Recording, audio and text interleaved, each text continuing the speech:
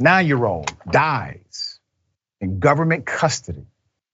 Father wants answers. Diabetic 9-year-old. Let's put his picture up. Full mass here. This is in Arizona. An Arizona single father named Richard Blodgett is demanding to know what happened to his son. His 9-year-old son. His name is Jakob. Jakob died in state custody while the dad was in jail on a drug possession charge. Let me give you some background to this and what happened. Jakob and his father had been living in a motel when Blodgett was arrested in December.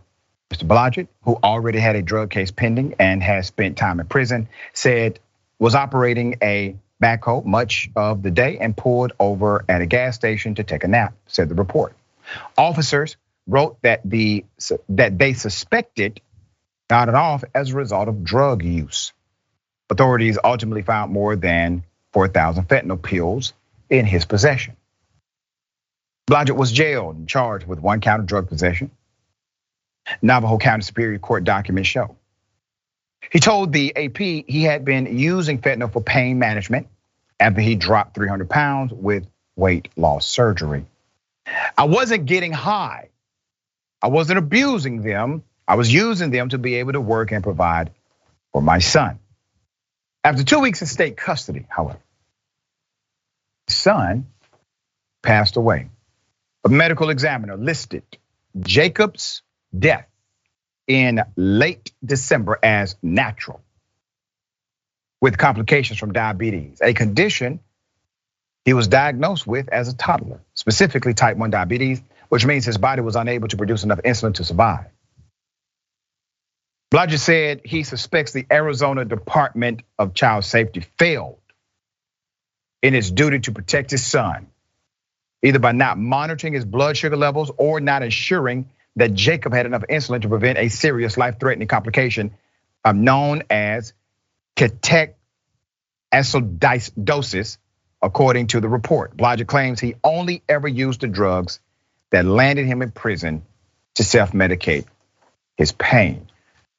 Obviously, his proclamation of this is quite normative within the context of particular illnesses, pains, and even mental health, self-medication. Not abnormal, happens a lot. We do know that whatever he was doing, his son didn't die, and his son was taken care of, according to the narrative we have, until the state stepped in.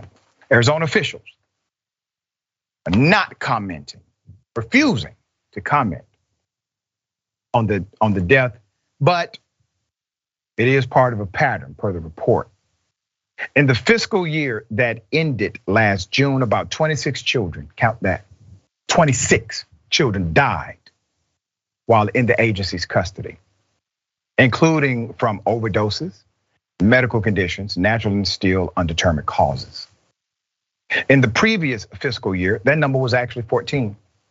The figures amount to a fatality rate of about 97 per 100,000 children during that period, almost double the rate for children in the general population of Arizona.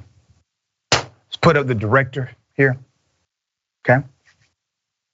Mike Faust, the director of the Arizona Department of Child Safety since 2019, was replaced last month by Matthew Stewart on the right. Stewart, who previously worked at DCS, has stepped away from his job at DCS after learning of racial disparities impacting Black families back in 2018. Now he's back to lead the agency. In 2022, the former director, Mike Faust, had to answer to lawmakers after countless reports of violence and drug use at foster homes owned by North Star Independent Living Services were ignored. It led to a teenage resident being shot and killed inside of one of those homes. So this story hits home for me because I was a foster kid myself. And I know about some of the cultural aspects of that kind of systemic service. It's not nice, it's not easy, it's not a fun place to be. It's cold, it's lonely, sometimes unforgiving in some ways. But this is even more extreme than the regular extremes that exist in foster systems.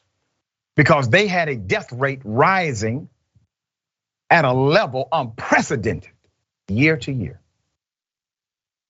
And now they have a latest one. All right, Sharon, thoughts? I think they took their perception, their perceived sins of the father out on the son. I don't think they cared anything about this child. And you said 26 kids dead, fiscal year ending. Shouldn't the Fed step in, Dr. Richey?